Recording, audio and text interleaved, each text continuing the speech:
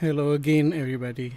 Uh, Welcome back to my stream, Benak Arsitek. So, what happened today? Not what happened today, what happened this recent week? Uh, I see lots of people actually talking about moving away from WhatsApp. They say because of the recent privacy policy of WhatsApp, people telling that their information or their chat or communication using WhatsApp getting captured by WhatsApp, or their profile is getting shared with the parent company Facebook, and then they start to get worries because they feel that their privacy is getting breached and then shared to other company without their consent, without their authorization. And people start to move to Telegram, and then this quite make an issue in WhatsApp. But let we take a look at this actually. Why people is actually getting worried? I have an article here from Indonesian news channel.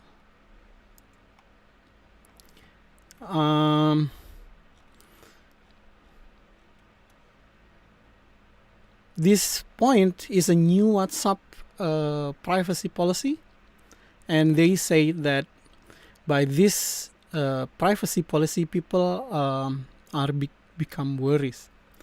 But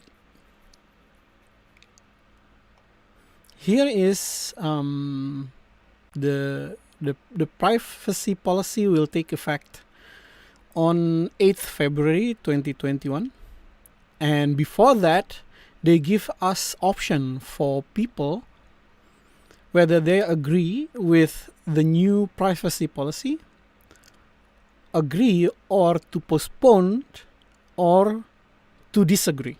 So if you agree, it means that the user are giving right to WhatsApp, a full right to use and manage user information as governed by this privacy policy. If they want to postpone, mean that it will not take effect, but in the future WhatsApp will ask you again. Or if you disagree, then WhatsApp cannot be used again by them. So actually WhatsApp give you options they are not silently take this into effect, but they notify their user that this is going to take effect. So if you like it, you give WhatsApp the right to utilize informations, whatever they like. And if you disagree, then you are free to not use WhatsApp. What kind of information is actually being forwarded to Facebook? So in the FAQ section in WhatsApp, it explains that information will be forwarded to the user is private information such as location, IP address, devices, and contact list. Information related to the device used also forwarded to Facebook, like battery levels, signal strength, application versions, browser informations,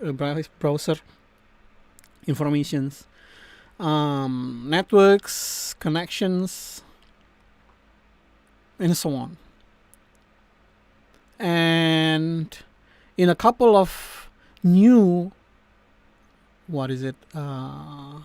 policy, WhatsApp say that if the user is using this service or service by provided by third party, meaning that this information also will be forwarded to that party as well. This is what people hear everywhere. But WhatsApp obviously getting worried because it is impacting to the user base. Lots and lots of millions users actually moving away from WhatsApp, and then they start to use Signal and Telegram. WhatsApp direct competitor, both of them. So what WhatsApp actually say? So this is actually what WhatsApp say. That WhatsApp protect and secure your personal message. WhatsApp cannot see your personal message or hear your calls, and neither can Facebook, because this is actually what we can say that this is actually true. Why it is true? Because the technology itself does not permit WhatsApp to do so, because there is end-to-end privacy protection happening here. End-to-end means that from when you do a chat from your phone to other person in the other end, meaning that your message from your phone is already encrypted in such a way that you will not be able to decrypt them or look into the message when it gets transmitted from your phone to the other side, to the other person. This communication channel, this pipe, when you talk to the other, when you send message, is completely protected by what they call is end-to-end encryption. And this kind of encryption, they cannot tamper with it, they cannot change in the middle, they cannot see the message. Be it WhatsApp, be it Facebook, because the encryption key, this is an IT term, the encryption key is actually held by the phone of both parties, not in the server, not in WhatsApp. WhatsApp don't have a way or a means to actually decrypt the information being sent from your phone to the other parties, and also the message from the other parties to your phone. WhatsApp does not log who everyone is messaging or calling. WhatsApp cannot see shared location in neither CAN and Facebook, because it is utilizing the same infrastructures. It's using the same infrastructure. When you start to send message, send a voice message, send a voice communication information through the network of WhatsApp, send a location, all of this information is encrypted. So using that same principle, whatever information that being exchanged inside the WhatsApp platform itself, only you and the intended audience can use the information, the data. WhatsApp as a platform, they cannot tamper into the message, and they cannot even see. WhatsApp does not share your contacts with Facebook. WhatsApp group remains private. You can set your message to disappear, and you can download your data. This is what WhatsApp promise, of course, because we are using WhatsApp, and the WhatsApp application itself is made by WhatsApp. So by any means, by any logic, WhatsApp is actually surely silently can look into the message without our consent. This is what they promise us. This is what they tell. If we can prove them that this is not, then WhatsApp is in a big trouble. So of course, we cannot take things for granted, but I'm sure WhatsApp as a platform which is being utilized by hundreds of millions of people, they will not mess around with it. They will not try to attempt such illegal actions. It's very risky for them. They don't want to lose those million people subscribers. If they say that they will try to keep this privacy, I'm sure they will make sure that this privacy will be honored by them also. What they say, if you look, this is a further explanation about all of this. But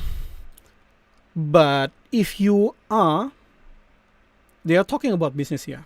So imagine that you are the one who actually operates WhatsApp, where hundreds of million people using WhatsApp for free. For free for you, yes, it's very beneficial for the user to use something which is free. Even more on these hard times where people is locked down in their houses and they cannot go out because of the virus and everything. Their communication means is only using WhatsApp. So WhatsApp or this kind of messaging infrastructure is getting essential for everybody. But to operate this is not cheap. You need to handle billions of information. You need to give the bandwidth away. You need to have the infrastructure. You need to prepare the server. You need to operate the server. You need to hire people to operate the server. There are salaries need to be paid. Operation costs need to be expanded. Everything is costly. Very costly activity, operation cost that incurred by operating such server. So it is kind of normal, right? Kind of normal. If you want to monetize a little bit, it is normal. You give free service to everybody. So, and you are the one who actually need to pay for the service. So of course, by any logical mind, we know that it need to be paid, right? All of those services need to be paid. Somebody need to pay for that. So it is logical for WhatsApp people to start to gain funding, right? Either to make WhatsApp not free anymore, very little bit, maybe just a couple of cents per month, $1, maybe 2 cents per month, maybe 50 cents per month. It's logical. It's very cheap. You can use it all month. Right, you can make WhatsApp a paid service, very cheap, very affordable service, or you can make it still free for everybody, but other corporate will pay for the service by allowing them to put an advertisement into your WhatsApp. I think this is what they try to achieve by WhatsApp. They want to make corporations to put advertisement in the WhatsApp. Well, the way they do it, maybe somehow they will put an advertisement in Facebook about people doing business in WhatsApp. So if you do your business in WhatsApp, maybe you are selling merchandise in WhatsApp, maybe you have a business account in WhatsApp, they want to take your information, not your communication, your information. They want to take those, maybe the item that you are selling, maybe some kind of meta information that you are having about your merchandise, your product that you are selling. Those information that they want to publish somewhere with WhatsApp, or maybe WhatsApp third party. This is what they are telling that for business account, possibly if you are having a business with WhatsApp, while you are gaining profit from WhatsApp by using WhatsApp, WhatsApp have the right to earn something from that. It's not directly taking money from you, no, but they will take information from you about your business and have this advertised in Facebook or advertised in other platform. Actually, could be beneficial for WhatsApp users themselves. They want to make advertisement to be targeted, meaning that if you're selling items, for example, a cookingware, they will not sell your product to people which is not interested in cooking. Right? It will be annoying for those people. They will get angry that every 30 minutes, every 1 hour, there is an advertisement coming from Facebook, coming into your Facebook account, selling in a thing which is you are not interested at all. They will getting irritated. I'm sure you will be irritated that somebody come into your door and they start to sell that something you don't need. So I see nothing harm in that, as long as your private information is shared. Your business, you want to share them, right? You want to share your business information to everybody, to as much as audience as possible. And this is what WhatsApp they say, that they want to take information. I am not paid by WhatsApp. I'm not an advocate of WhatsApp. This is not an advertisement from WhatsApp. I'm not defending WhatsApp, but this is just plain logic. So everybody is fussing about, your information. You must agree that WhatsApp take your information about your business information. If you don't, then you should not use WhatsApp. It's not like that, I think. It's not like that. If you have to take a look into the technology that they are using, like I'm saying, for private user, for individuals, for you just having chat with your group, you rest assured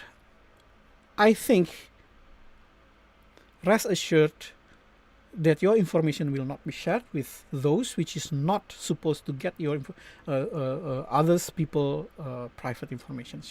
So you don't have to be worried using WhatsApp, because this is actually their currency, right? Trust is their currency. They are a chatting a messaging platform. If they cannot guarantee their user message is private, is protected, then they have no currencies. People will, of course, immediately left them, because this is their currency. They want to protect it. There is no doubt about it. So, yeah, it is a bit funny, It's ironic. Humans supposed to be smarter than that. They should be able to reflect to others, need others people. They should be able to reflect how they actually people benefiting from WhatsApp. But when WhatsApp say that, can you give information, so at least your business, so we can sell your business to somebody else, because we can take something from it also to help us. People all immediately get jumpy and then labels WhatsApp as thief. Yeah, I've been a user of WhatsApp for many years, and obviously I doubt those who use WhatsApp actually don't feel the benefit of WhatsApp. So when WhatsApp say that, can I get your business information, immediately they get jumpy and tells everybody that your privacy is your information is sold to other parties. So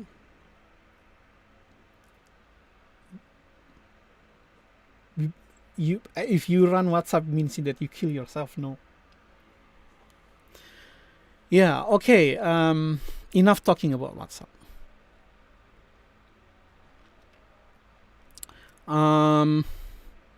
Let's continue again with what we've done since yesterday. Okay. So what we've done yesterday is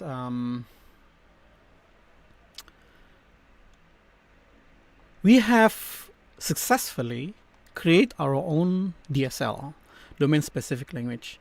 This DSL will evaluate an expression. The expression is defined within this Simon Lang G4. We are using Unler for our parsing, and we already define our AST, abstract syntax graph. So abstract syntax tree. For you who miss this discussion, you can always see my previous video. I think 3 episodes ago, we start to work with Antler. So you will learn how to actually create your own language, your own DSL in Golang. Well, I already proven to you that actually creating your own language in Golang is not that difficult. A lot to do, yeah, The more complex the language, there is a lot more to do, to be done, but nothing is rocket science. You can do it yourself. Starting by defining your grammar. The definition of grammar is actually very simple. And then from this grammar, you create your own abstract syntax graph, and then put from this abstract syntax tree, you create your own parser. The parsers is by implementing the listener generated by Handler generator. So Handler will generate parser code. So the workflow is used to define this grammar file, and then from this grammar file, Handler will create code to parse, and one of the code, the generated code, we need to create an implementation from it. So there is an interface here, Simon Lang listener, and then there is a base listener, which is the base implementation, which is do nothing. Then from this base listener, we extend. You can see that this is our extension. We create our own listener, which actually inherits extending the base listener, and then we just override those functions that we need to override in order to complete the parser. And then we can see that this parser is working. This test shows that it is working. Yesterday we show you, last time we show you that this, if there is a function, this is a function, this is the argument, and to upper means to uppercase, this is a string, and then you can before that we concatenate the string with an integer. This is a string concatenate with 1 2 3 4. It become, this is a string 1 2 3 4, and then we uppercase it, and we show that this test is actually working. Okay, let's implement a little bit error checking, shall we? Let's do an error checking. How we can implement an error checking? Okay.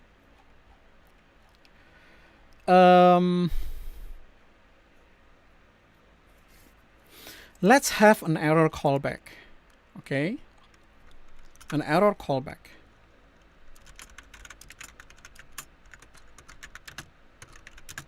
Error callback is a function which contains an error. So if there is an error,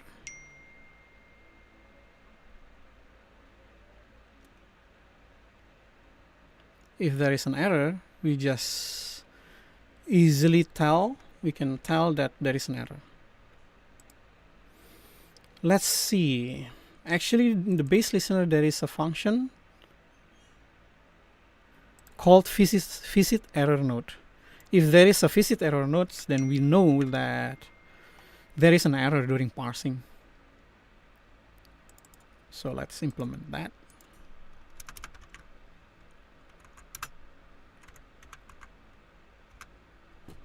Okay, Simon agent listener. So if there is an error, we just call the error callback with the error message as dot error callback with an error.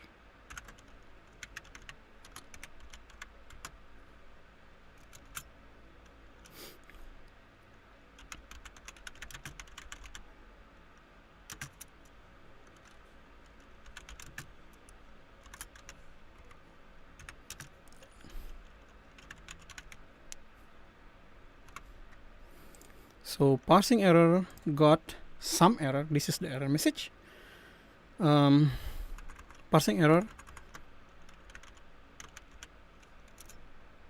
something like that. Or we just add.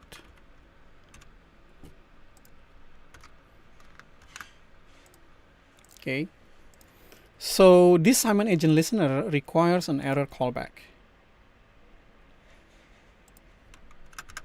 So how we do that? New Simon agent listener. You need an error callback function like that, and it will return Simon agent listener.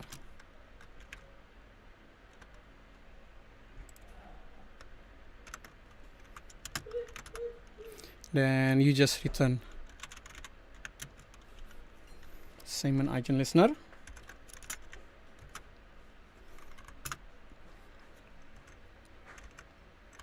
Don't need this. Just callback. Okay.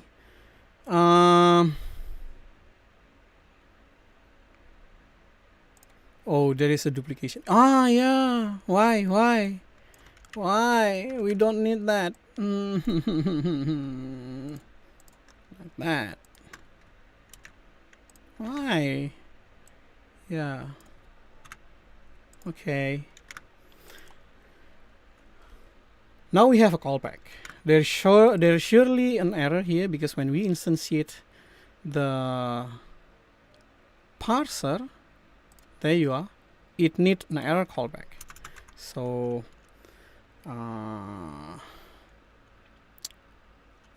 callback is a function, okay, with an error like that, right? And we put this as the parameters. This will set an error here. Parsing error is an error. See, so set the parsing error as error.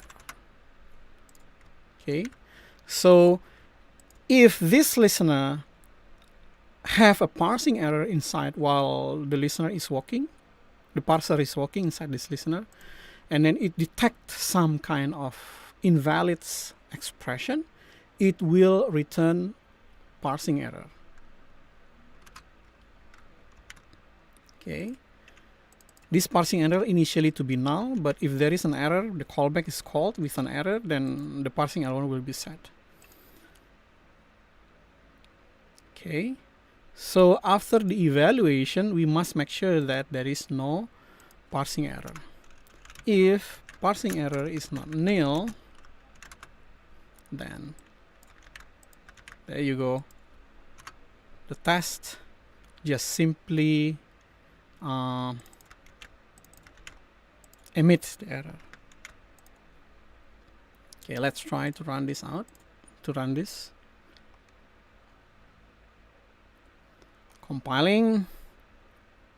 Oh, not enough argument in the call new. Okay, yeah. Okay, no problem.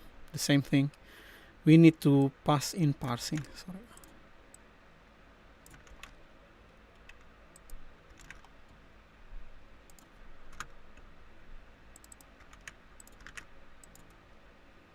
Where else?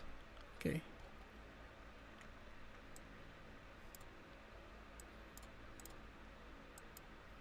Just copy everything.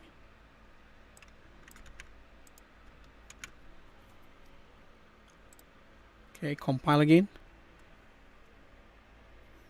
Parsing error declared but not used. Okay. Then for which test is this? Test parse. Okay. If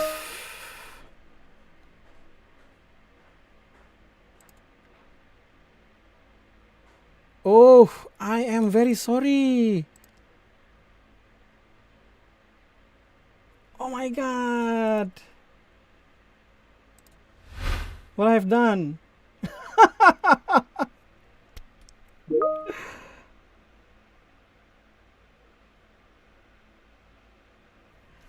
Oh my god. I just talking and talking and talking.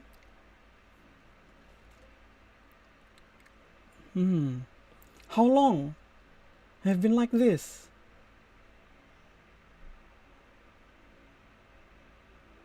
$30. Oh my god, 30 minutes. I forgot to switch my screen. Everybody, sorry. Stupid. Lesson learned. Next time, when you stream, you need to look into your streaming window. And then look at how your audience actually look into your stream. Your audience is looking into your effing picture for the whole time. Oh my god, what I've done. Sorry everybody, I just wasted your time. Oh, shoot. Anyway,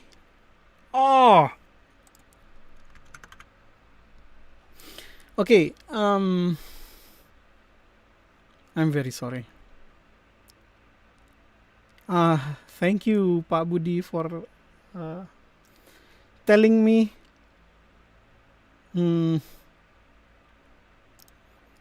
Wow. Bugger.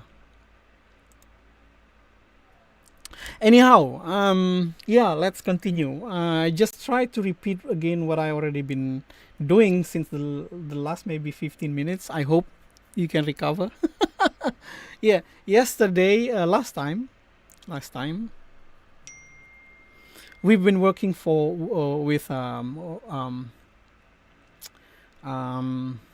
we've been working with Unlearn to create our own DSL. So the DSL is actually, hi, sup bro, CA? Yeah. It's this application need a DSL. Oh my, it's okay. How can I explain this? This is quite okay. Yeah, our application needs some DSL, and then for the last 3 episodes, we are I demonstrating to everybody on how to create your own DSL in Golang. The workflow is that you specify your own grammar file here, and then from this grammar file, we are using the Unlearn tools to generate code. So Unlearn will generate the code for us to parse based on this grammar file. The result is all of these files.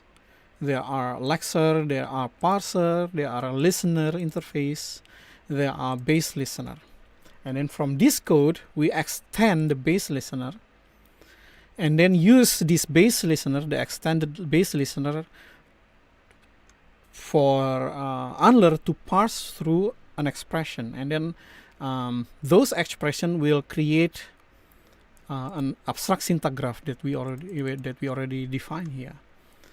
From this abstract syntax graph, we can invoke the expression and see the result immediately. So this is what we already have. This is the test for the lexer. This is the test for the parser. Yeah, by the way, everybody, if you want to look into my code directly, you can easily go to the project. The project is the GitHub project is explained in the comment below. You can visit the code as I code them here. So every session when I'm done with it, I will make a push into that repository so you can get the latest version as I'm working here. Yeah, as I'm explaining, we try to capture if there is a parsing error. So how we can capture a parsing error? Actually, within the listener, we need to create our own error callback, something like that. It's a function. So you can implement any error handling within the listener by providing a function that will be called by Unlearn when they parse some erroneous expression.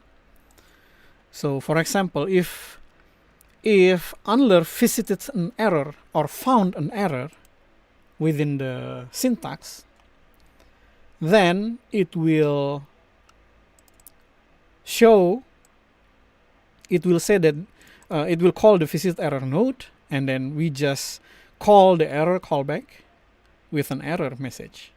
There, when you implement the error callback, you can create your error handling. Yeah, just like this one. So this function test expression, so we have a function with an argument, and then we just create our own error callback, and then push the error callback into the listener. So this error callback will be called by handler when it parse an erroneous expression. So this parsing error initially to be nil, but if it's not nil, mean there is a parsing error. So this is we checked after the evaluation is after the parsing is done. This is the parsing, sorry. So we better put the parse error check there.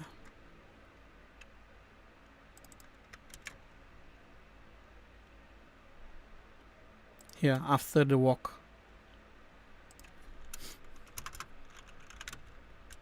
It's not nil. So test error parsing error dot error.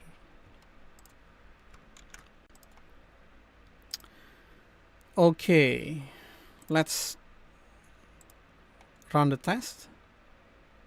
Compilation failed.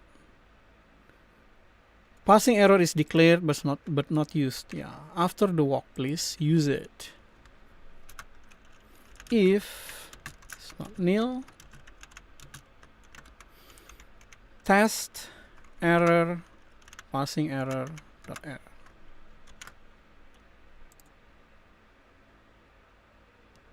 Okay, no error. Let's try. We have an erroneous message. For example, the function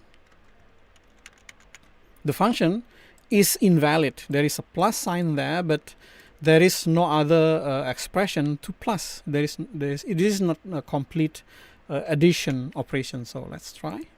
There should be an error. See? Oh, it indicates the error, but oh, I put it on the wrong.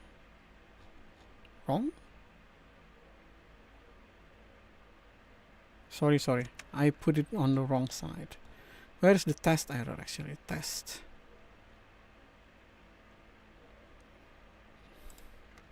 This, I suppose, right? Let's implement it here. Passing error should be after the walk.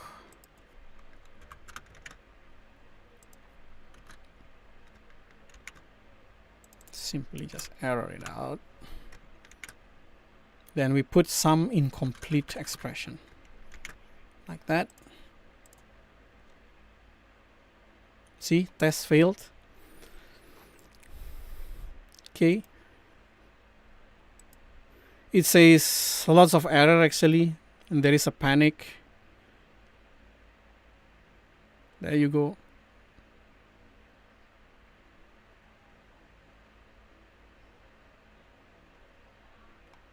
Error everywhere.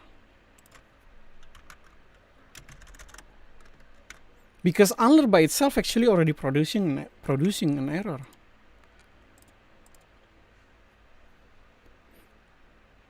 Incorrect result. Why? Oh yeah, I just put it wrongly. I think that should be the one. Yeah. So that is one of the way to do a parsing error. Okay. What are we going to do next?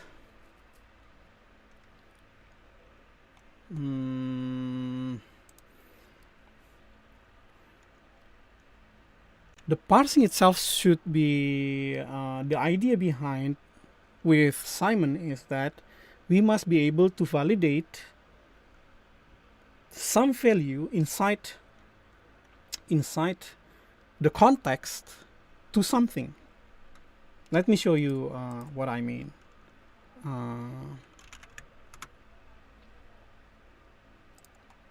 Sorry, yeah, last time we show you this, right? This one. So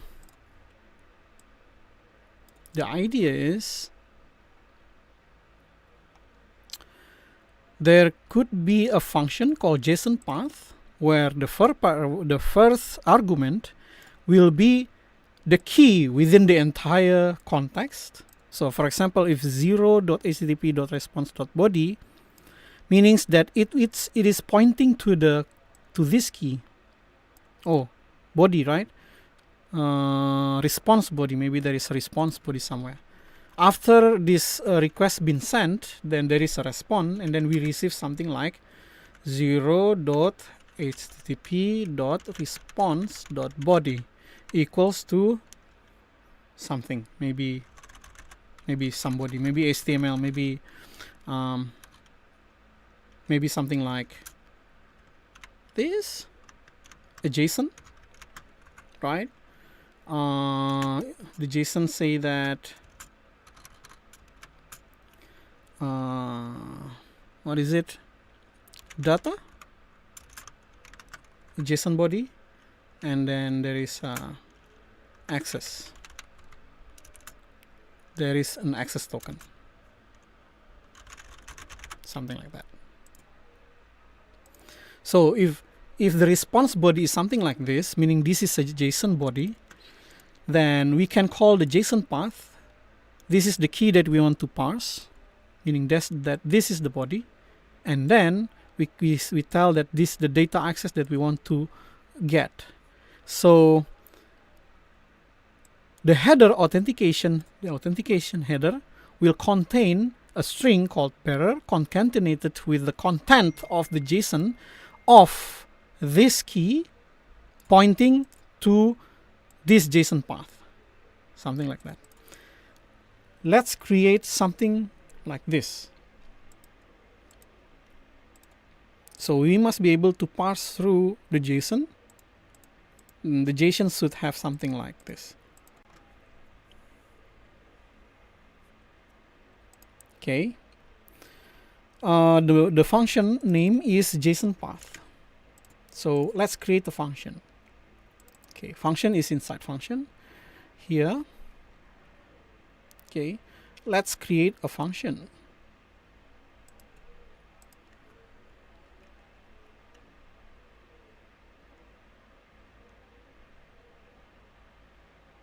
Okay.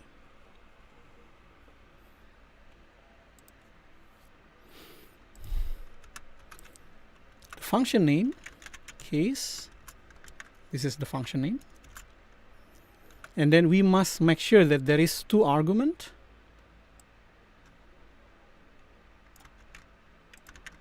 If the argument is not nil and the argument number is 2, right? If it's not right, then we just explain that function JSONpath requires 2 arguments, 2 string argument.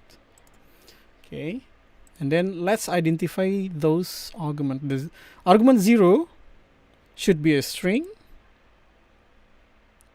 right? We need the key. Key would be this. Not return it immediately.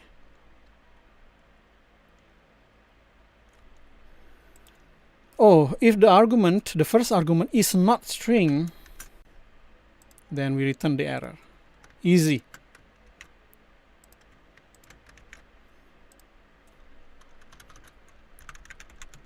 Key is a string, and also we need the path, JSON path string.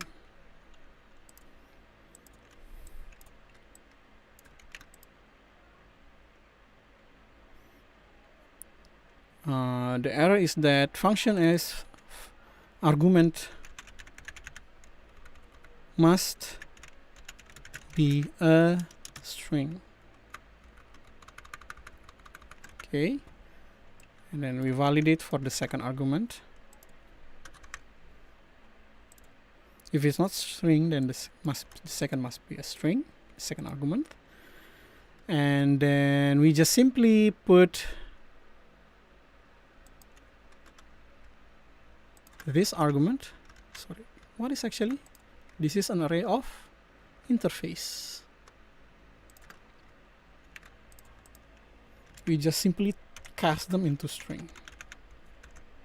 This would be the key. And the second will be the JSON path.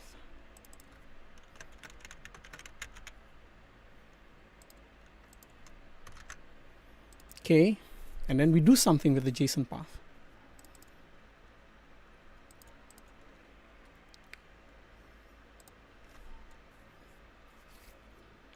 For now, for a demonstration sake, let's return these two as the function returns.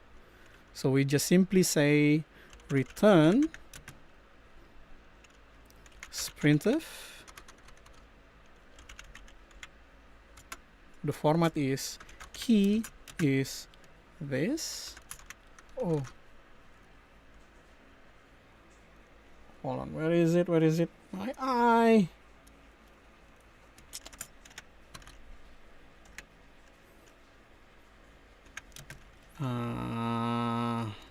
Path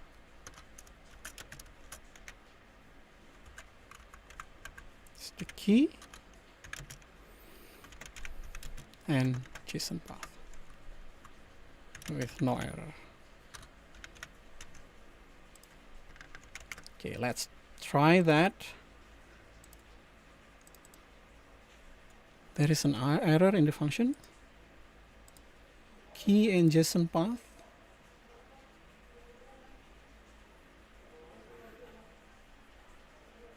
No new variable. Oh, yeah.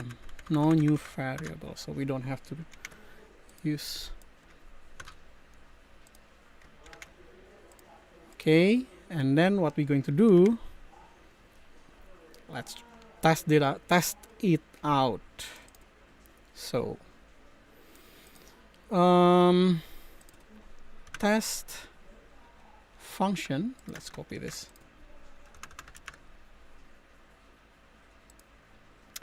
Test JSON path function.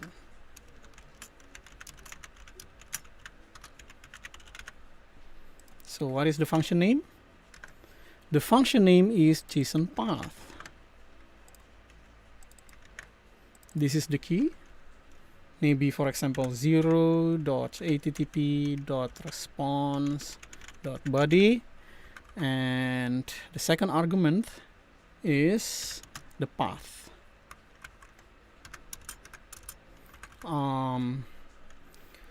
Access, data access, something like that. And then when the evaluation is done,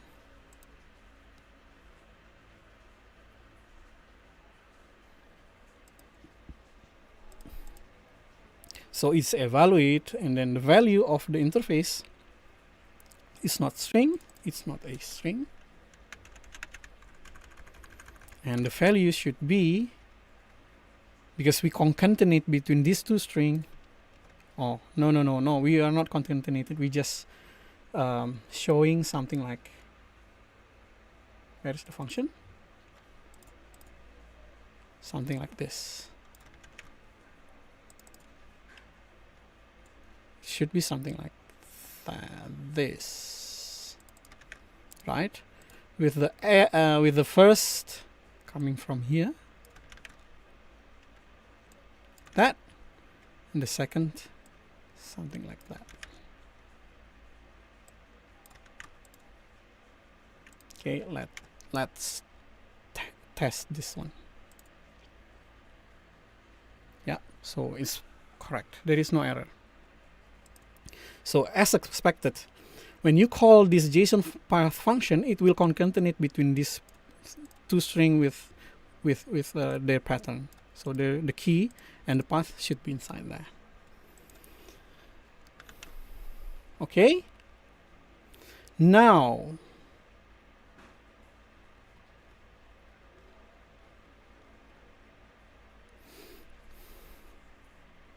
what should we do next?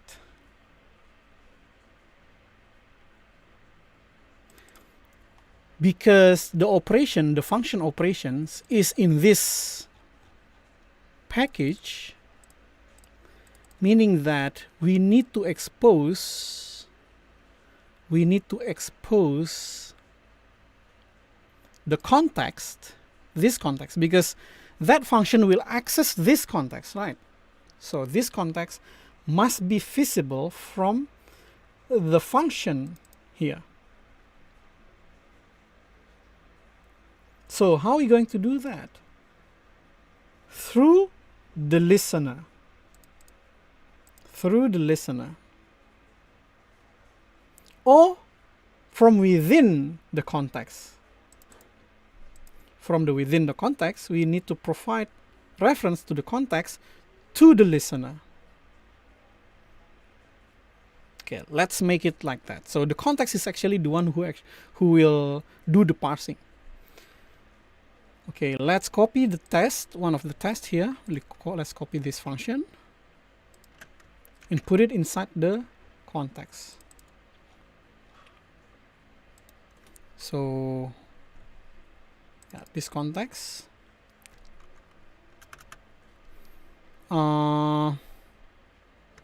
There you go. There is the function. Meaning this, let's create this function as parse.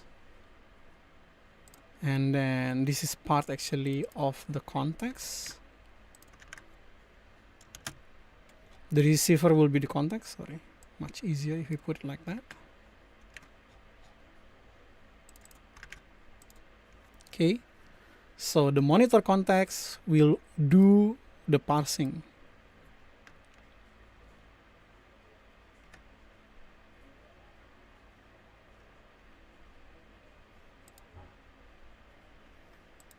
We don't need that. We need a stream, yes. What we're going to parse is actually a string.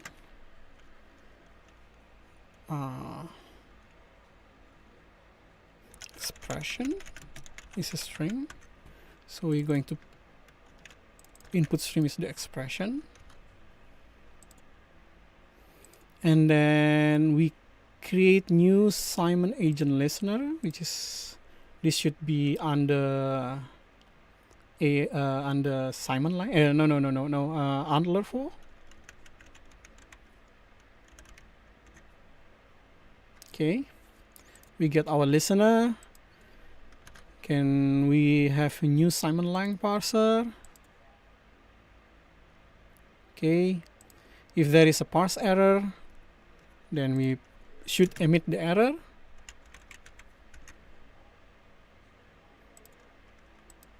If there is a parsing error, we just return the error. Okay. We get the root expression. Call the evaluate. If there is an error, we just return the error. Then that's it. Yeah, this interface need to be written out. So an interface and an error.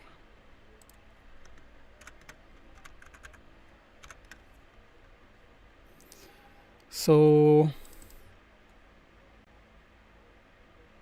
we just simply return it because there is already a pair of interface and error, so just return.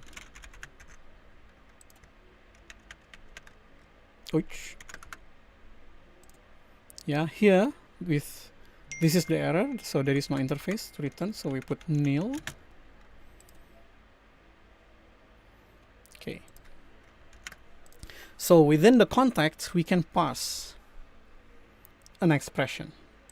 Later on, we can pass not an expression, but a key.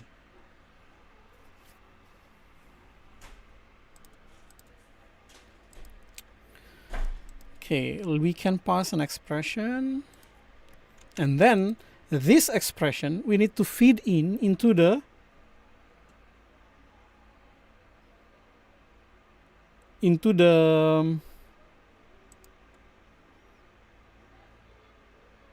this context we feed into the parsing mechanism itself. So we kind of need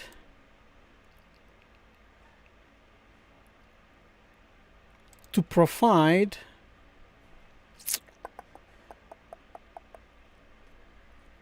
how we can do this.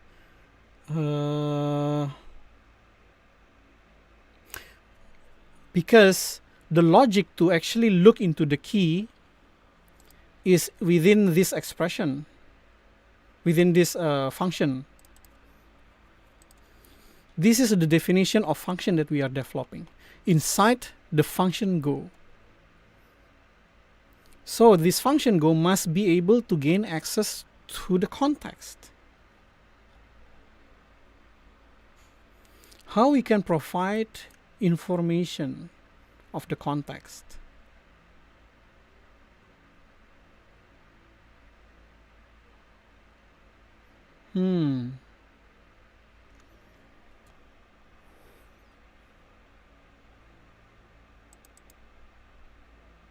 From the listener? I hope we will not generate a circular dependency calls, because the context would need an agent listener have reference to the context.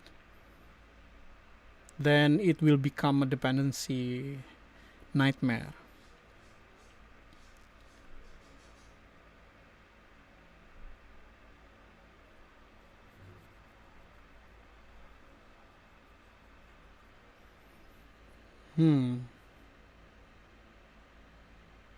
Because the context is over here, it's on a different package. Simon agent. The listener is on the different package, under 4. And the AST is under different package also. AST. Unless we put them all in the same package.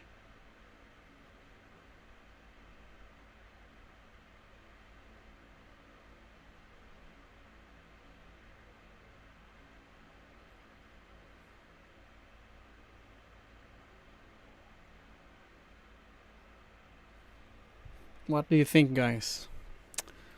How we can solve this?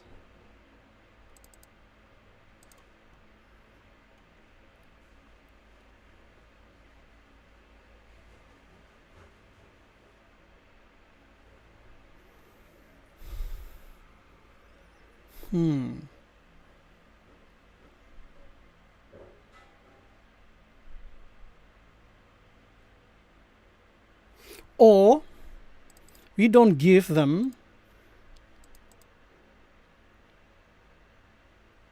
the monitoring context, because monitoring context is actually a map string to string. So we just give the map string to string. So this listener will have context. Where is definition? Okay, this context. We provide context like that. And then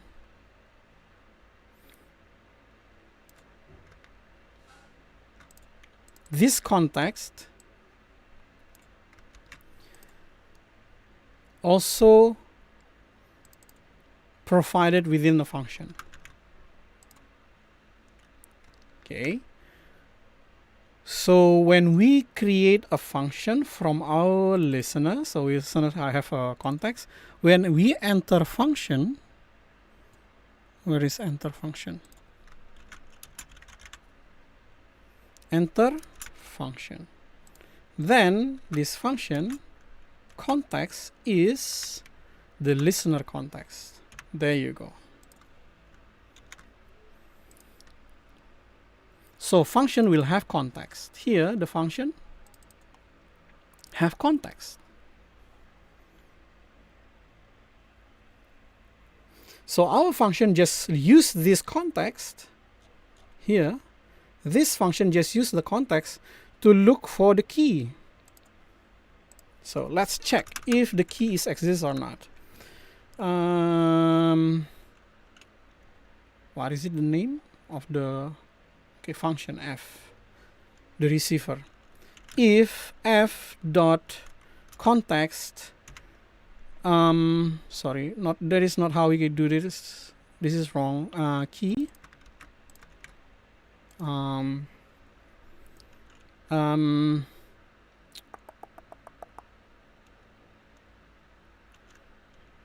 Value exist, and it's exist to something. If it not exist, else we just emit an error callback. Not error callback. Yeah, error callback.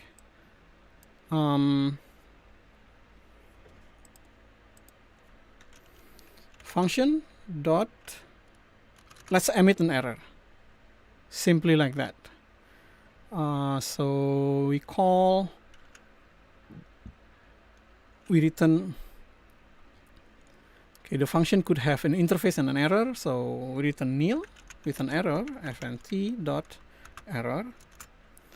Context do not have key, this key.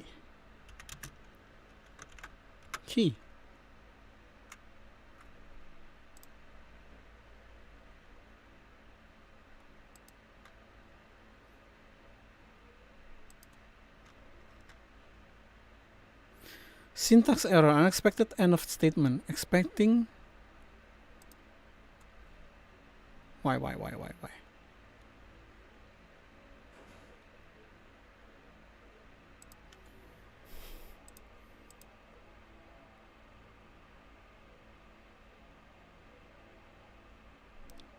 Oh. I'm very fucked up, man, sorry. Okay, continue. If it exists, then the value should be a JSON. The value should be a JSON. Let's parse it into a map of interface to interface. So JSON body JSON is equals to make a map of interface string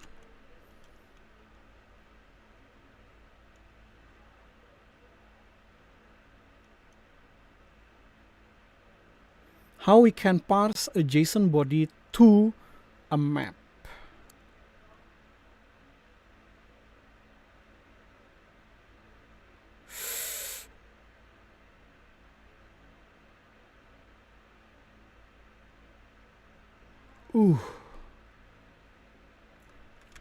To an interface.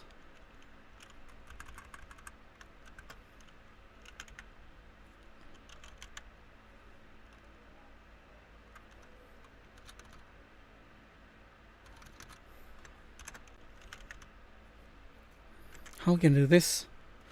Oh, somehow I got a brain freeze.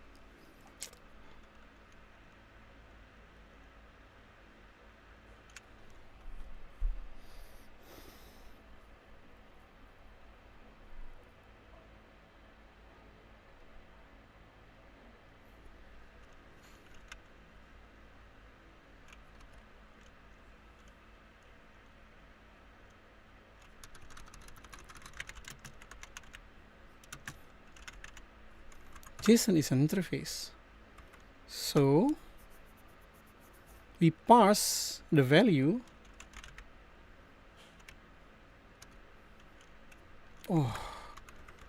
JSON object JSON dot unmarshal a byte array of the value.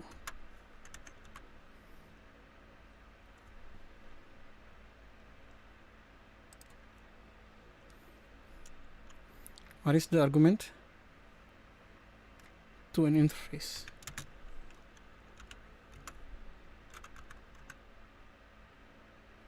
And then we get it from there. Error. If error is not nil, we return nil and error. Or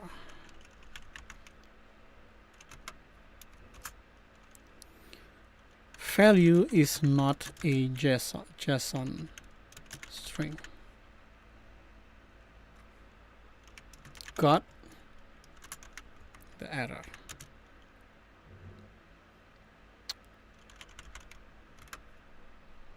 That.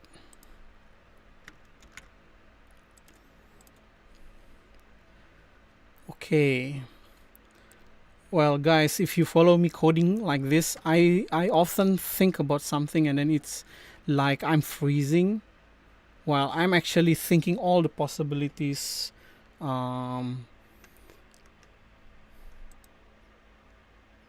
Because there is a compiler actually happening behind my head when I think about some kind of coding logic. Immediately I try to simulate how is the outcome as I'm coding it. So please bear with me while I'm doing coding. Sometimes it's a little bit slow. So we check into the context looking for a key. If the key is not exist, then we simply return that the context have no key. If there is key, if the key is exist, mean that the value will be there. So we assume that this value should be a string, because this is a map of string to string. So we cast the string into byte array and then unmarshal it into JSON.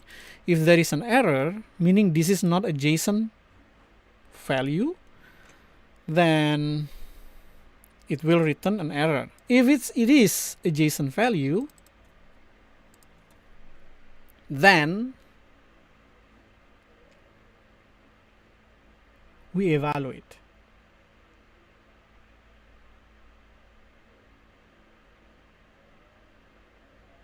Oh, no, we are not evaluate, because the function is JSON path.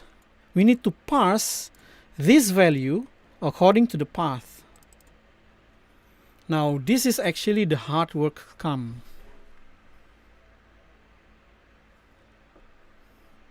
Okay, let's assume if the value, this variable, this value is actually something like this, a string, okay, a string like this.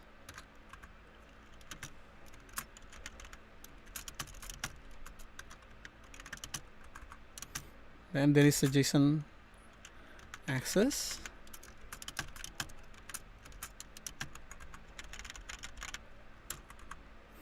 Meaning to call with path, if the path here, JSON path, if the JSON path is data.access, then this function should return SDF, something like this. Because data, and then within data you have access, and then the value of that data access is this.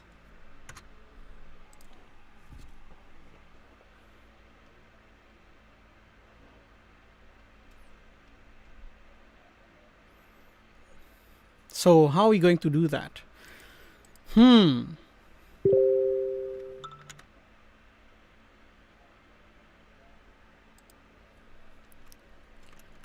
So we marshal an interface. So actually the JSON construct itself is an object, a map, you can imagine that this JSON object is a map, because this is a map. Right.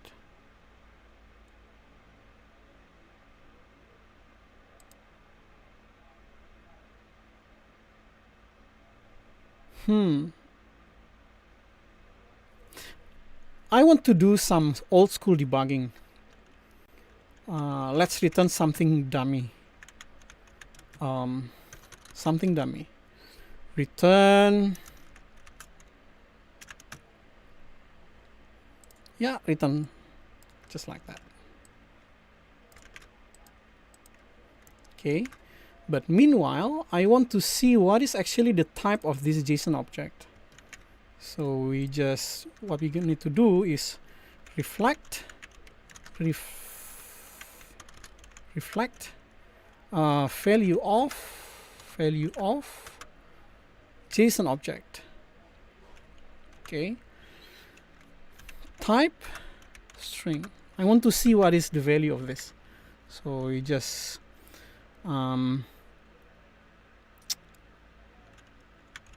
print it out.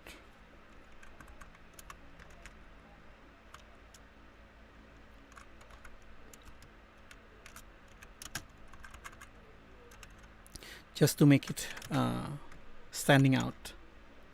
Okay, then let's test this.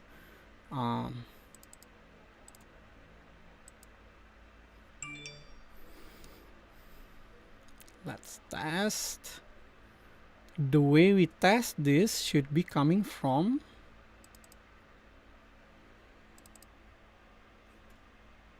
the context. Okay, just to make sure that it is actually working, because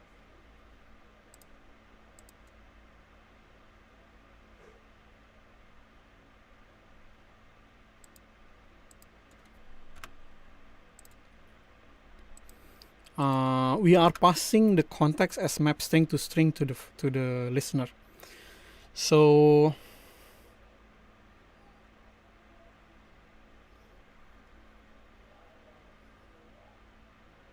how we can test this? All of this should be evaluated. If you follow what I'm saying since the last maybe 4 episodes, each of the value of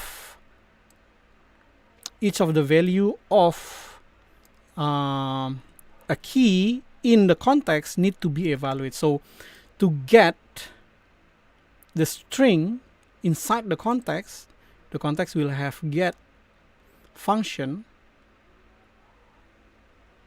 This one is get, right?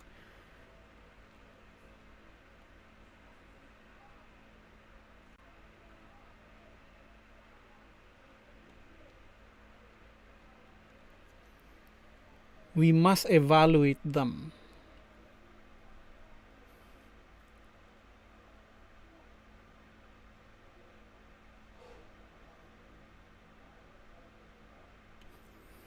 String.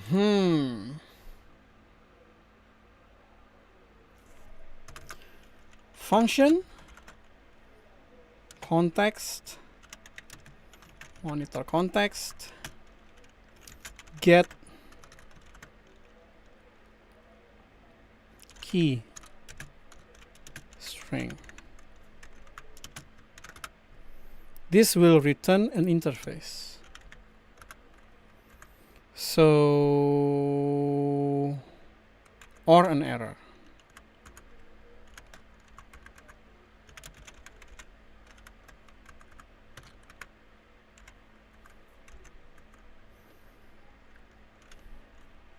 What we're going to do is that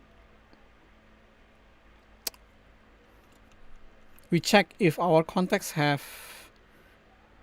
the value, the key. If value exists equals to context key and exists,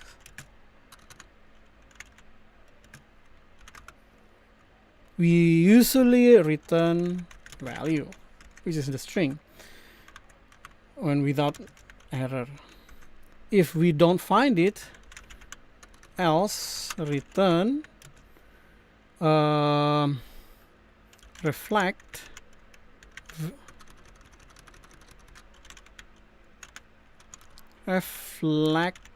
value of nil. Oh, I should just nil with an error. Key not exist. Key. Okay. Instead of returning value straight away, we parse. So return context dot parse expression, which is the value.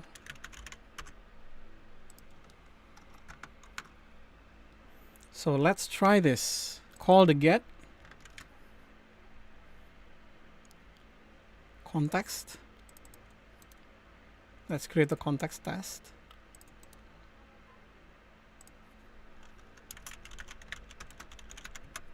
Okay, let's function test context get. So let's create a context first. How can we create a context? New monitor context.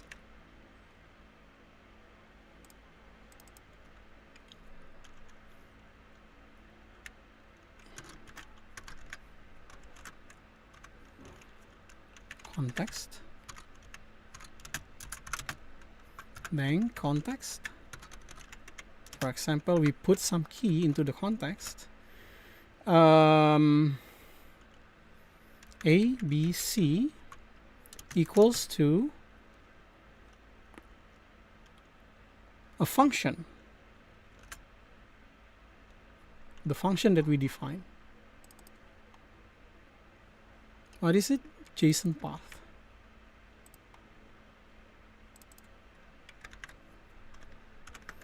So let's create first another context.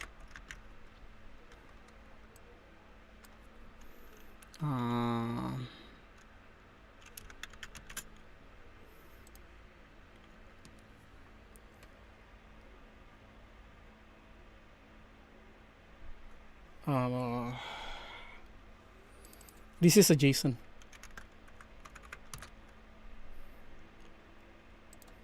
A JSON message. Let's make it like this to emulate the JSON. Data, which is contain an object, which is access, is an access, something like that. So this JSON path of ABC with a path of data.access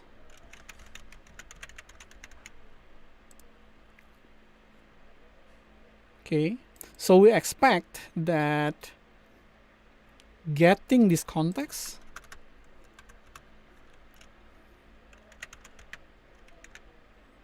get ABC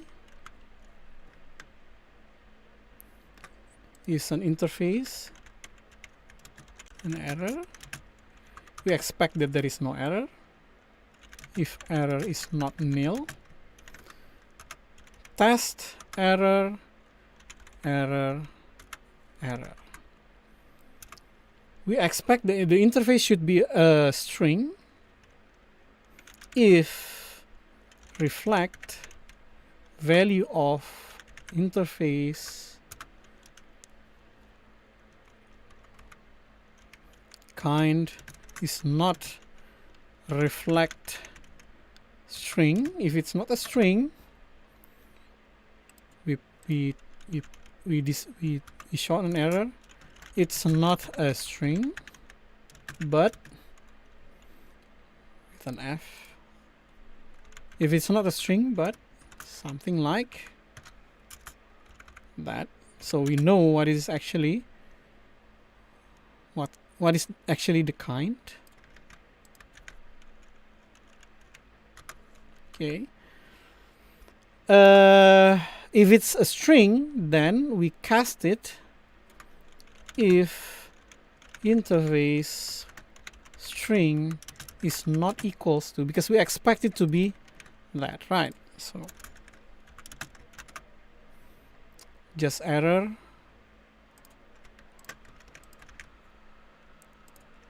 expected that, but that. Okay, run.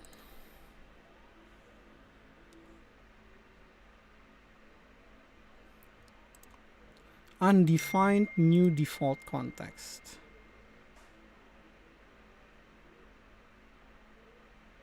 Oh yeah, default context, we need, in order to test default context, we need to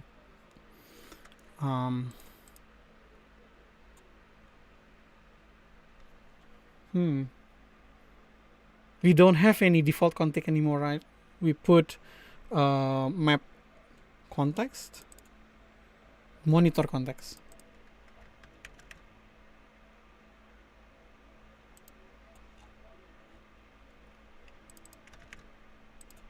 And this is not what we do anymore. This is wrong.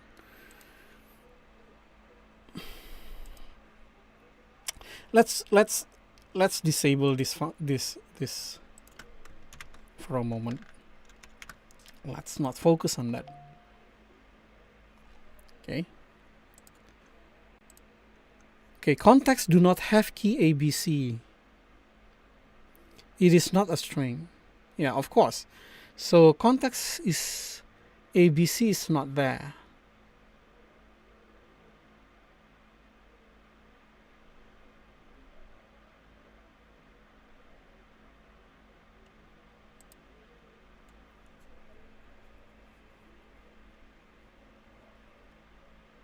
Context get ABC.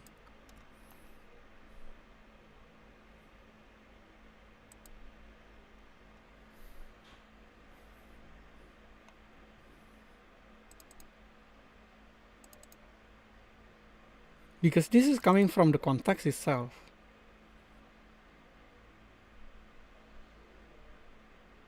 Oh, ABC is the data. CDE is the function. So we're going to get the function result. So CDE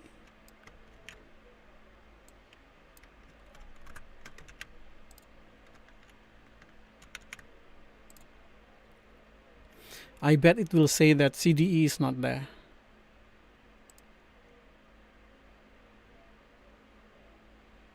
Context do not have key ABC. Yeah, the function is looking into the context itself, right? So the function is actually look into the context itself.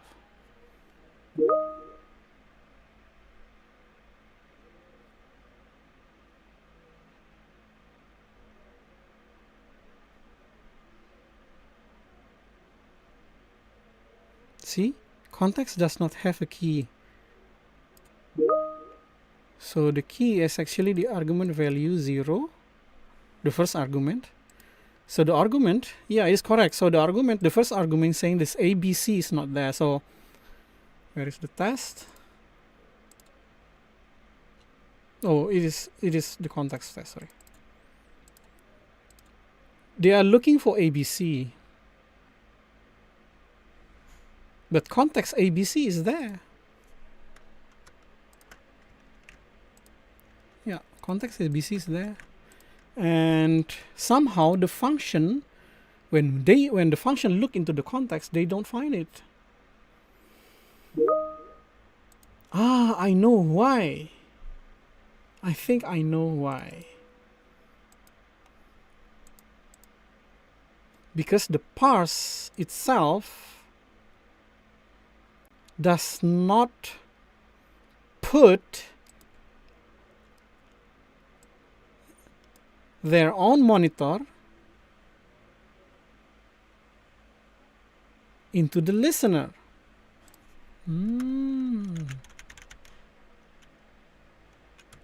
Listener context is not set. Listener context is the map string to string, right? So yeah, like that. Yeah. And then from the context, from the listener, where is the listener?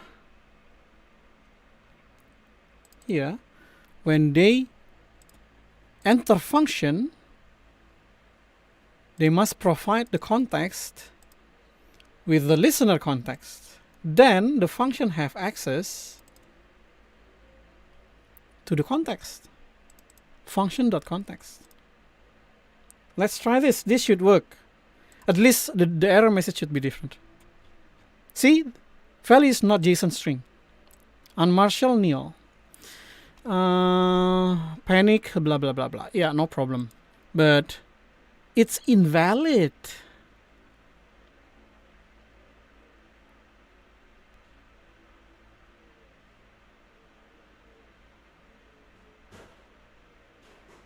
Because, yeah, it is invalid because the JSON error. Okay, let's see the function again.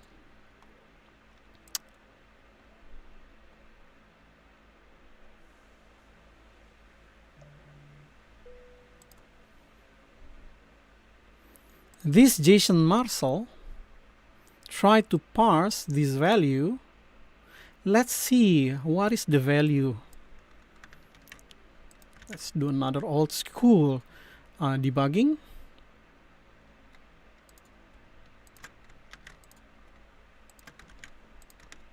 Run it. What is actually the value? Okay. Wow, the value. Yeah, this value is actually in bytes. I want the value in string. Let's see. Yeah, this is actually a JSON. So unmarshal will pass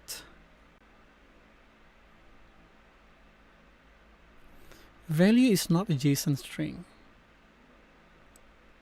Got JSON unmarshal nil.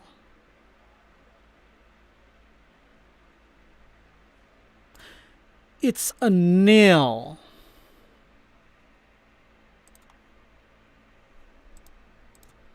I want that.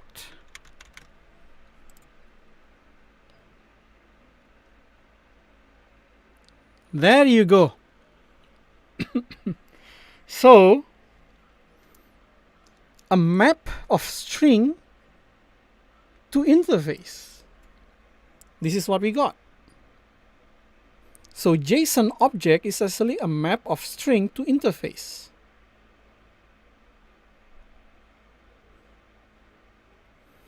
So we can do, so we get it. It is proper now. The parsing is proper.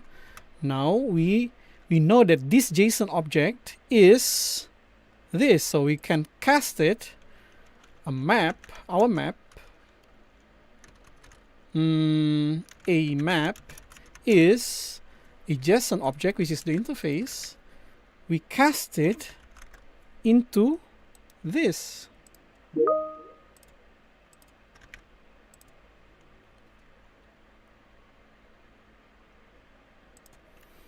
And then we can go that this map should have data inside, right? Obviously.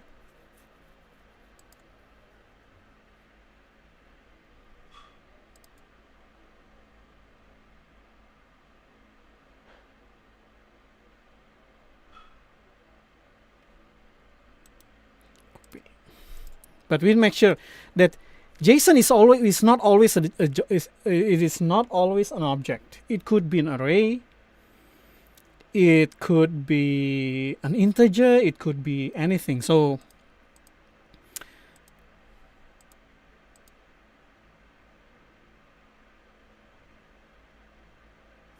we expect that this function, JSONpath, should always contain a JSON string inside. So if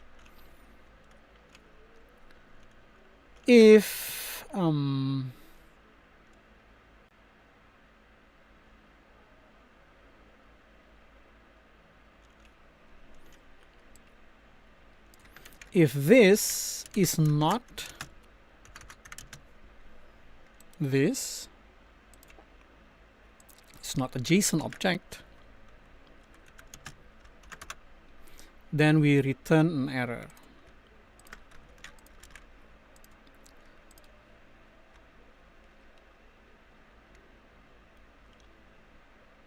Value is not a JSON object.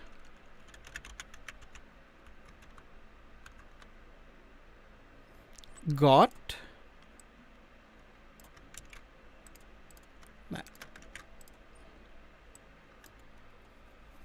Okay, so if a JSON object,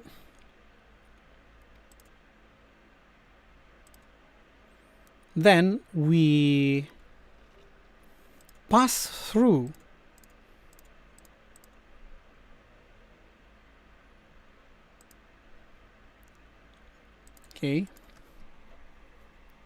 how we should do this. We have a JSON object of this construct, map string to interface, and then somehow we must be able to give this JSON path and get the value. So if the JSON is something like this, okay, and then we provide the second argument data access, we need to get the data and then get the access.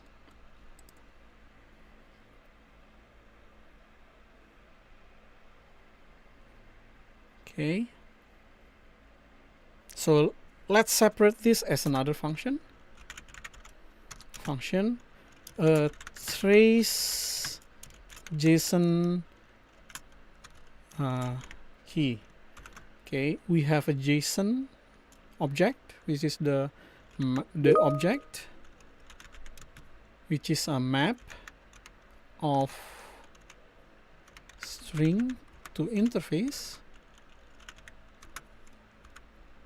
and then with a path, this string. It should return an interface or an error, of course.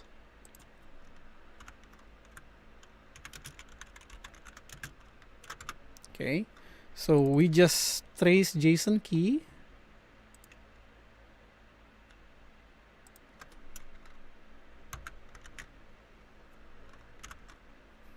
the map,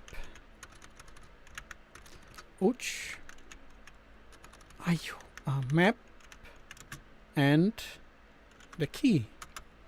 Not key, JSON path.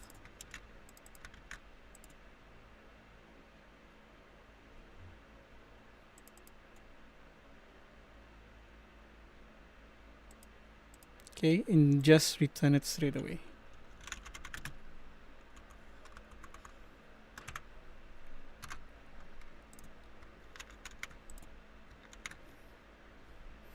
Now we have a function. The function needs to parse through the object with a path. So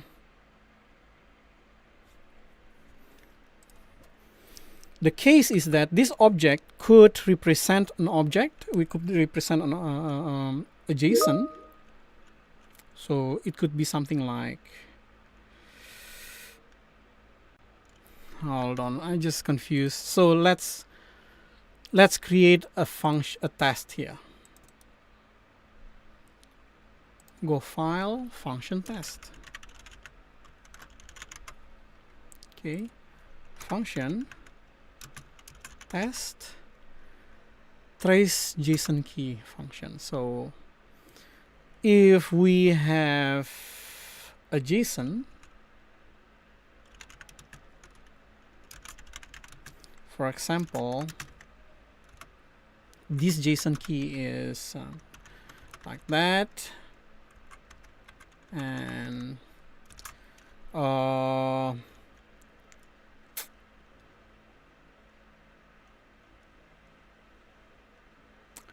let's put a simple name,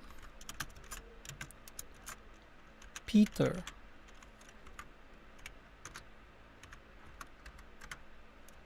Car. And we have another object inside. Brand.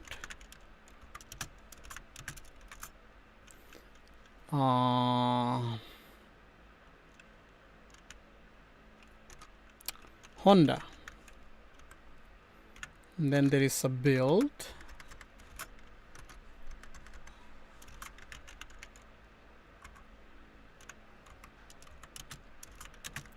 (1970). So it's a classic car.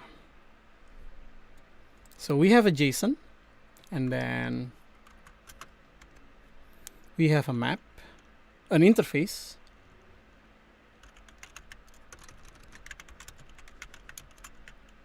JSON object is an interface, and then we parse unmarshal byte array cast from JSON string into JSON object.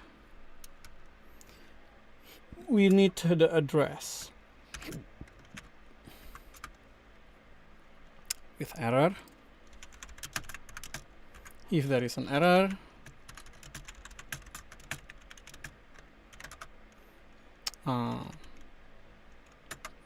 we emit the error. Okay, if there is no error,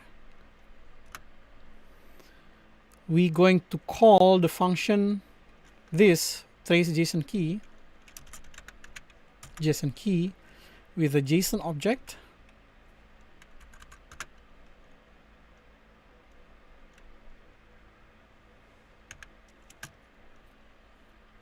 and a path car.brand.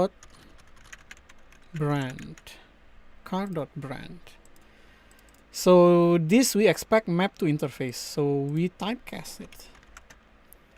Map of string to interface. Right. Then we expect this to be value error. Error, if there is an error, we emit the error and then we validate the value. If the value, it should be a string because we expect it to be Honda, right? So let's see what is the type. Reflect value of val dot type. Oh no. Kind not equals to reflect dot string. Then we emit the error, not a string, but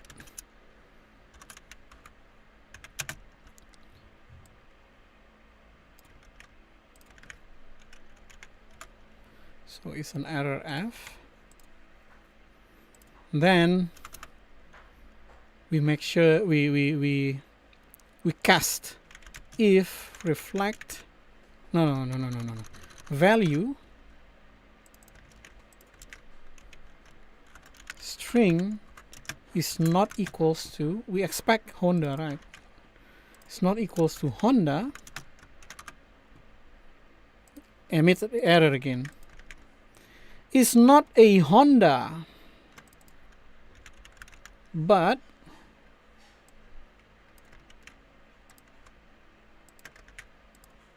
okay, this is the test. Of course it's error. So yeah, so we need to trace. How are we going to do this?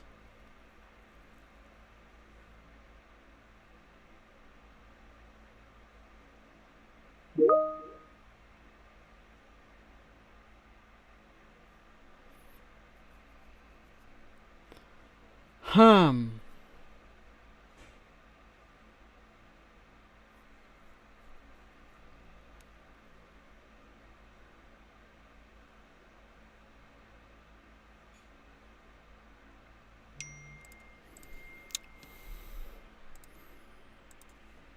Let's do it like this.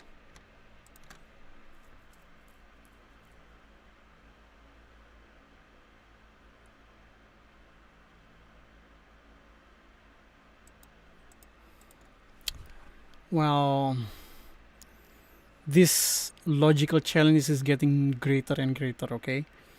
So let's see the test. Let's close others. Okay, a function test. This is what function test, right? Okay, this function test. Let's imagine. Let's make a recursive activity here. Let's make it recursive because the expected is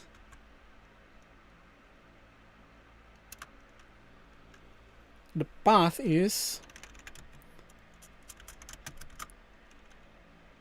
car dot brand.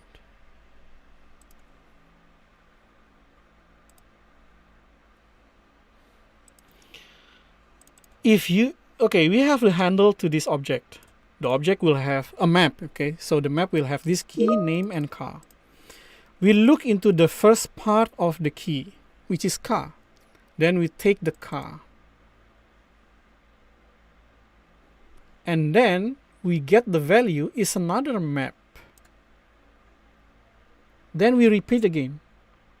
With the path currently, we strip the car, which is only brand left, and then redo the trace JSON key with this value, this map.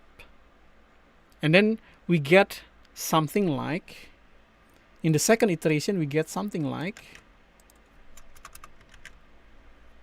this brand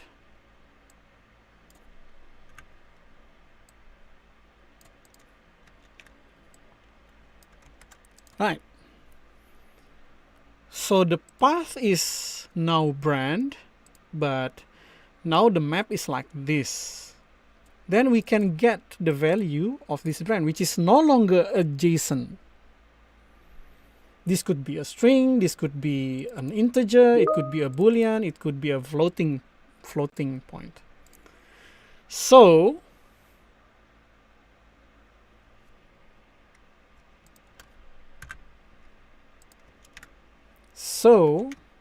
this trace JSON key should not accept a map because it could accept a string, it could accept an integer, and it could accept a JSON object, it could accept an array.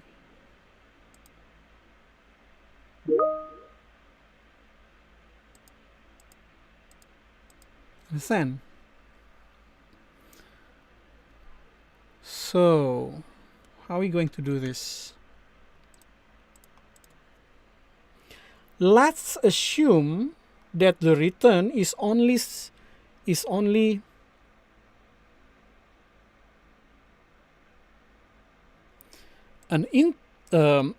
JSON object. So this will be always JSON object, but we receive it as a string, as a interface.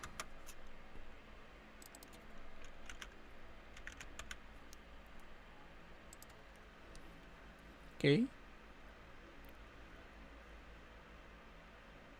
So we don't have to cast it immediately. We just put JSON object there.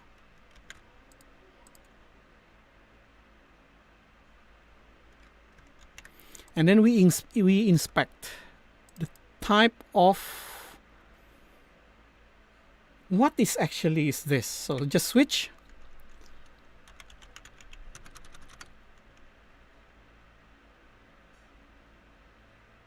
Switch, reflect, interface, reflect a value of, interface dot type dot string.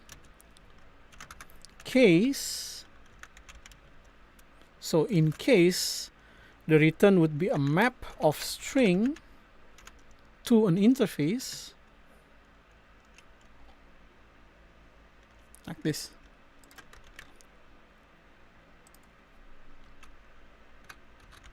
Then it's a JSON object.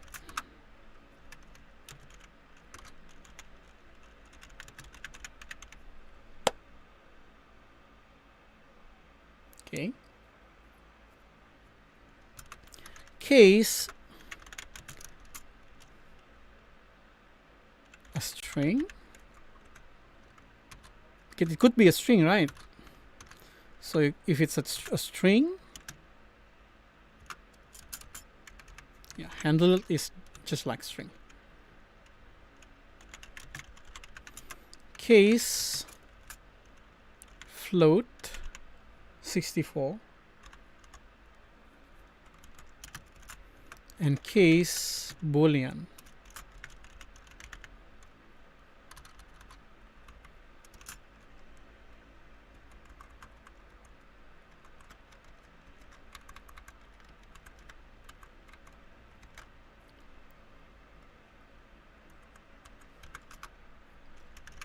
Could be an integer or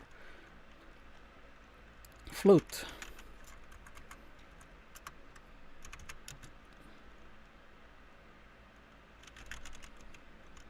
Boolean.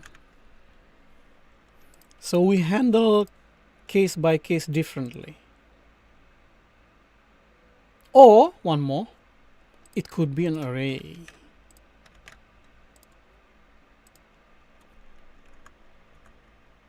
Array of interfaces.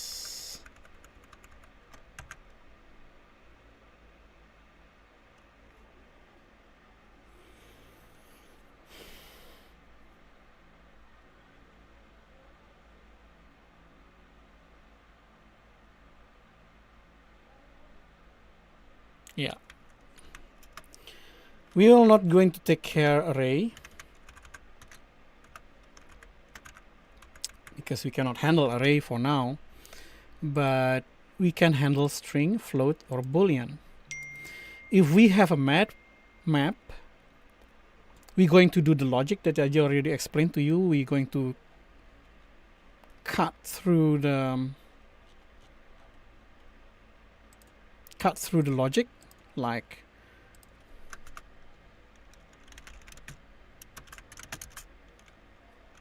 car.name brand. Yeah, the first iteration we provide the entire path and then the interface, and then the second we're going to get the key for the car, and then we strip out the car, and then and strip out anything else, just get the value of car and then repeat like an iterations.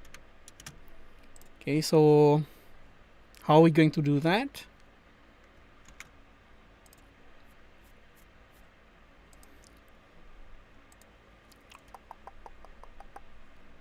From this path, we split them. Path elements equals to strings dot split the path with separator of period. Okay. Then the key would be the first path element. Okay. And then we cast the interface into the map. The map is casting. Oh no, map of string to interface. Okay.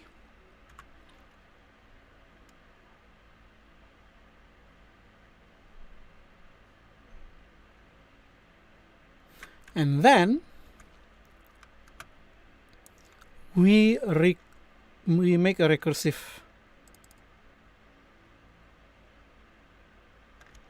like that. Trace JSON key with a new interface, which is the value of the map.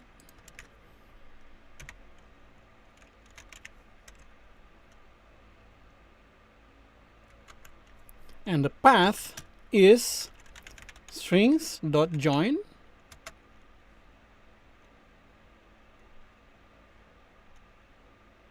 path elements starting from the first element with a dot. Perfect. We return. Yeah, this is just perfect.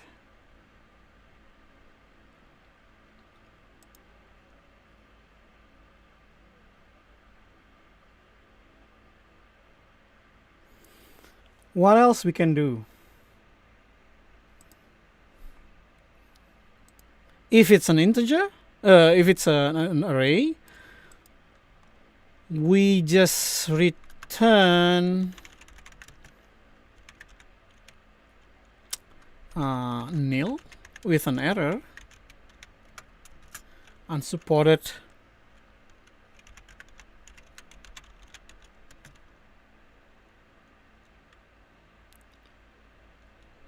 path, which is because it's an array. If it is a string, yeah, the interface is a string.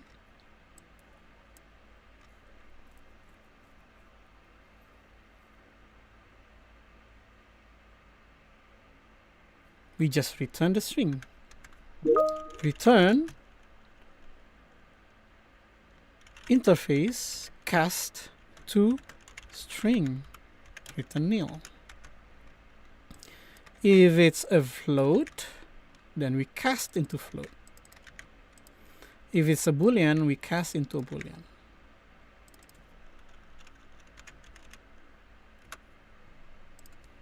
There you go.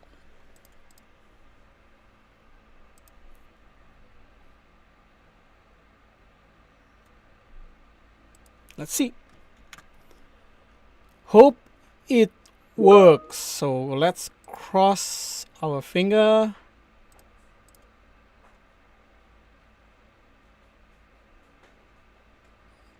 Missing. Oh yeah. Return that the interface is not recognized.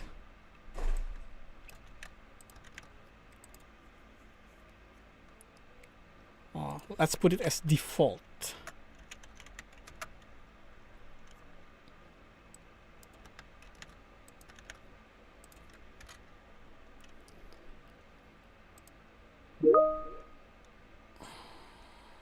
Unsupported JSON type.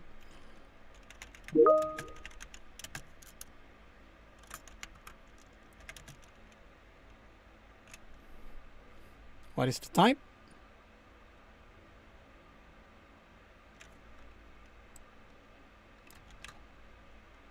Nice.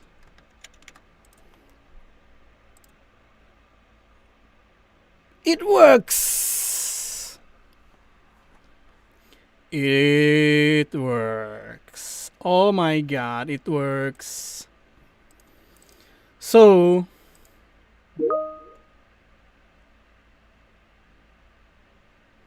yeah. So if we traced the JSON, this JSON, with this path, it will return Honda.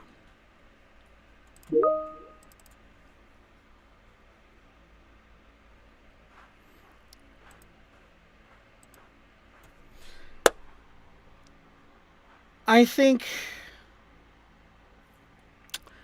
we are ready to make this a fully working parsing mechanisms because the trace JSON key is now working. So this implementation of trace JSON working, JSON key is work, and is already, is it not? No, this is just tracing JSON key. Next time when we, I have to cut it right here because we already 2-hour stream. I'm going to stop right here, and then we're going to continue again tomorrow, again at 2 o'clock. What we're going to do tomorrow is we're going to make this context actually works. So the context here, we put ABC as a JSON, and then CDE as a JSON path of ABC and get the JSON access. And then this context is CDE should be the access. Right.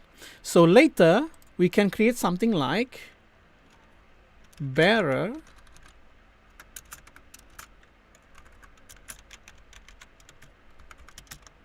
like that. So the context of CDE is a bearer space the context, the value from another context key JSON ABC. This is the ABC which is containing a JSON, and then we're going to parse through the JSON path, and then we get that the bearer should be that. So later this schema will works.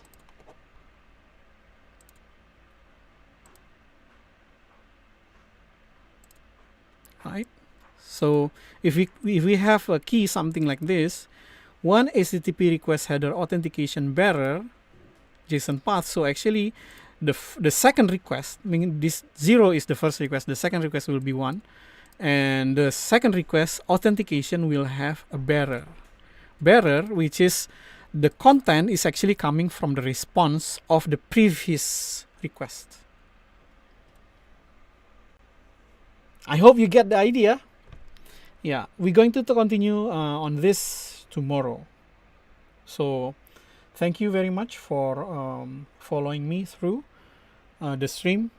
I know it's a programming stream, so you have to pay attention during following me coding. Is a highly logic intensive stream. Hopefully by looking at me how to code, you get the idea of how a programmer actually have a thought process. Hopefully you can follow how I invent logic in my brain, how things is getting think through, and how things getting implemented in the code. Thank you very much. Thanks a lot. Yeah.